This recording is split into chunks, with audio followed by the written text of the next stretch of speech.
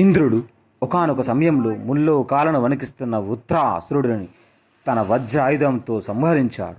ఆ విజయంతో ఇంద్రుని గర్వం ముల్లోకాలను మించిపోయింది. విశ్వకర్మని పిలిచి స్వర్గాన్ని మరింత పెద్దగా నిర్మించమని ఆదేశించాడు. తన గర్వానికి హద్దులే లేవని భావించాడు.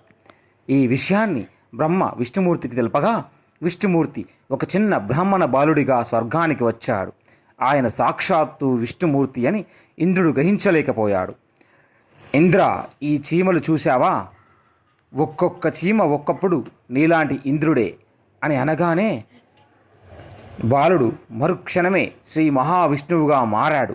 ఆ క్షణమే ఇంద్రుడి గర్వం మొత్తం అణిచివేసి మహావిష్ణువు రూపంలో విష్ణువు సాక్షాత్కారం ఇచ్చాడు.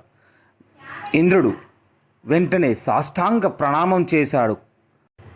ఇందులో గుణపాఠం ఏంటి అంటే, గర్వం నిన్ను చీమగా మారుస్తుంది, వినమ్రత మాత్రమే నిన్ను నిలబెడుతుంది.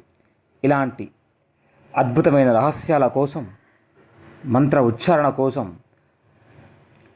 జీవన సత్యం ఛానల్ని సబ్స్క్రైబ్ చేసుకోండి, లైక్ చేయండి, షేర్ చేయండి, కామెంట్ చేయండి.